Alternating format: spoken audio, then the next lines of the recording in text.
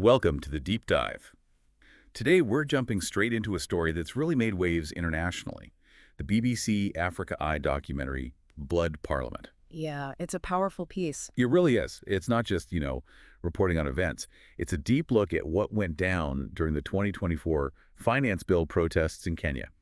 We've got the documentary, obviously, but also reports from human rights groups, reactions. Right, a range of sources. Our plan is basically to unpack what this documentary shows us and, maybe more importantly, what it all means. And it's a critical look, isn't it? It goes beyond just the headlines to show us some pretty detailed evidence. Makes you look again at the whole chain of events and, well, who's accountable? Exactly. So let's start at the beginning. What actually kicked all this off? It was the Finance Bill 2024, yeah. That was the spark, definitely. The Kenyan government needed to raise a lot of money, something like 346 billion Kenyan shillings, mostly to deal with national debt. Okay. But the way they planned to do it, that's what caused the uproar. And these weren't just like abstract numbers on a page. We're talking about things that hit people directly. A 16% VAT on bread. I mean, that's a staple food. Everyone felt that. Precisely. And it wasn't just bread. They were looking at taxes on mobile money transfers. And you know how vital that is for daily business for so many Kenyans. Absolutely essential. Then there were proposed taxes on sanitary pads, a basic need, really. And this eco-levy, which would have hiked prices on things like diapers, even phones. These weren't small tweaks. You can just see it, can't you? Hitting people right in the wallet day after day. Mm-hmm. No wonder the reaction was so strong. It wasn't about complicated economics. It was basic cost of living. And these kinds of taxes, they tend to hit, well, the poorest people the hardest, don't they? It could easily make inequality worse. That definitely fueled the resistance. So people took to the streets. But wasn't there a moment where it seemed like the protests were actually working? Some taxes got dropped? Yes, initially, the public pressure was immense. The government did seem to back down on some of the most controversial parts around mid-June. Things like the bread tax, cooking oil, mobile money. Those were reportedly taken off the table. Okay, so some concessions.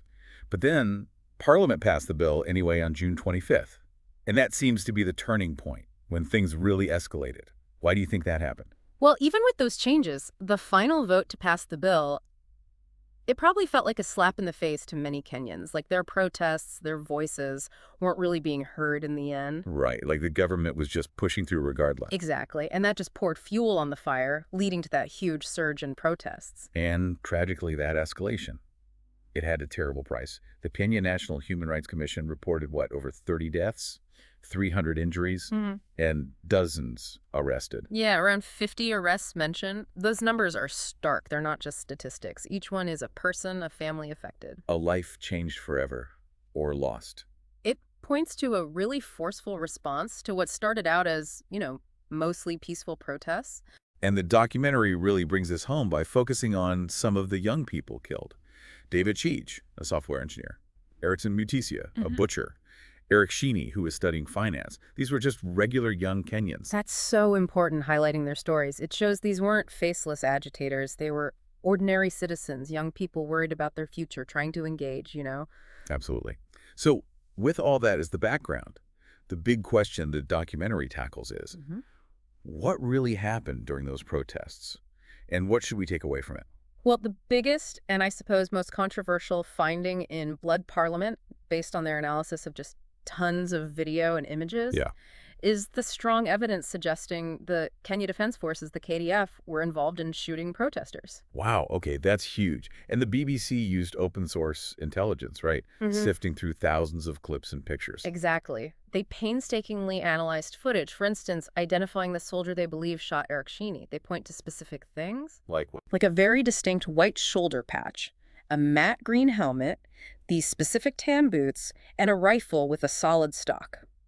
They even used spatial analysis on the video. To figure out the distance. Yeah, to estimate he was only about 25 meters away from Eric when he fired, that's incredibly close range. That is incredibly specific. But the documentary goes further, doesn't it? It hints at something even more disturbing. That this KDF soldier might have been, hired? Or directed by someone else? That's the suggestion, yes. That maybe this wasn't just standard procedure. It raises really serious questions about who is pulling the strings, What was the real motive? It complicates the whole narrative. It really does. Now, the whole KDF deployment itself was controversial. The High Court okayed it on June 28th, which was after the main protests, right? What was the official reason? The court's approval was framed as necessary to restore order, basically because the police seemed overwhelmed by the scale of the protests. But didn't the judge have reservations? Yes. Justice Lawrence Mugambi, while he approved it, he also warned about the risk of militarizing what should be civilian matters, especially since the terms of the deployment were apparently quite broad. And opposition leaders like Martha Karua and Raila Odinga, they slammed it as unconstitutional. They did.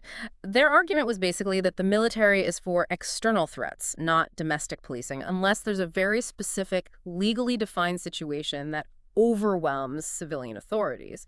They saw it as crossing a constitutional line, setting a bad precedent. And what's really striking, looking at the sources, is the apparent lack of accountability since then.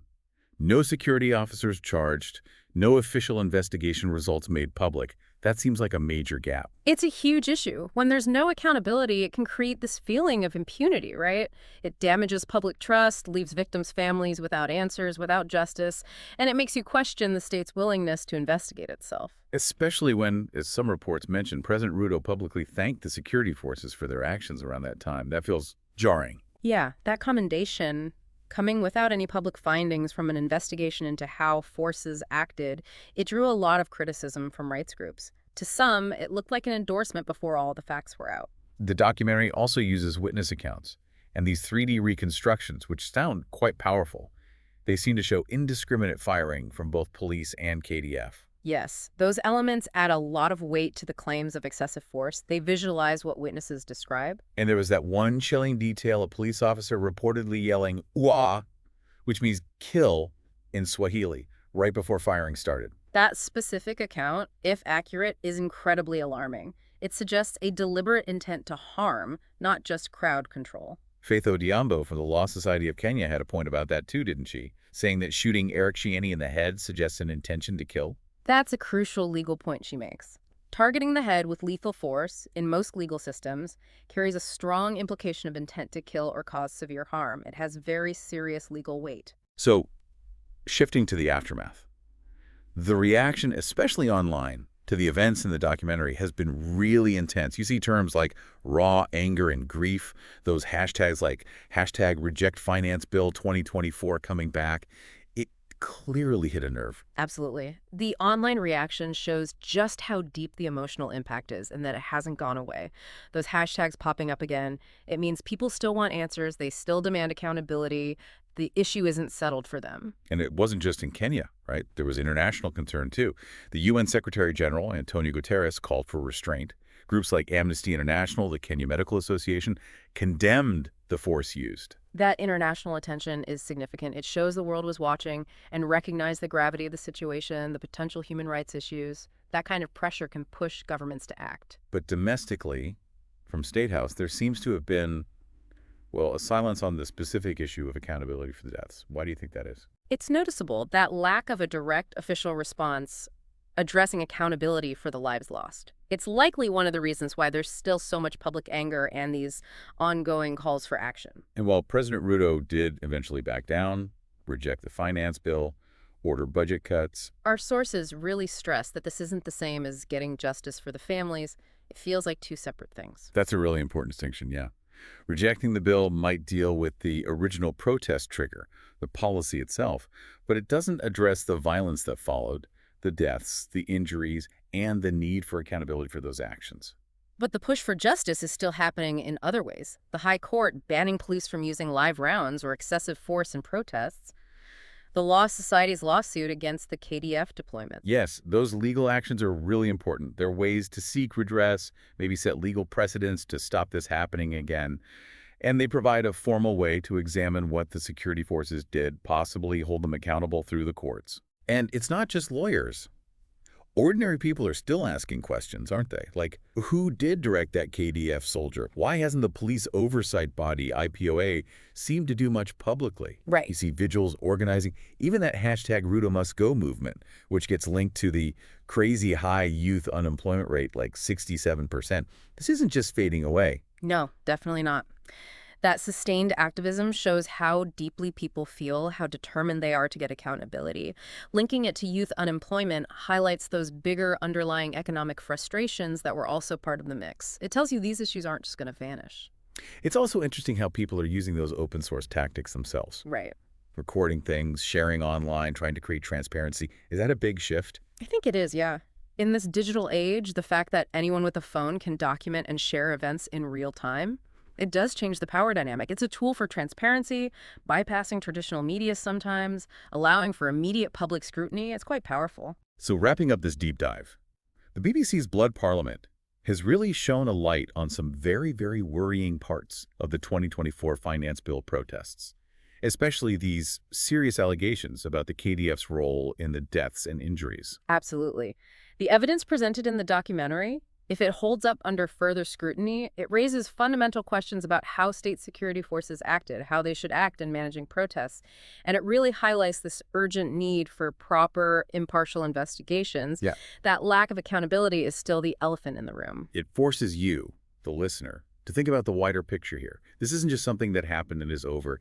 It feels like an ongoing situation with real consequences for justice, for how citizens relate to the state in Kenya, and maybe for civic action everywhere. Exactly. It's more than just history. The source is painted almost as a living wound. It's still painful. It's still driving demands for truth. It really makes you think about responsibility, the responsibility of citizens to keep demanding transparency, and the state's responsibility to uphold the law and protect everyone.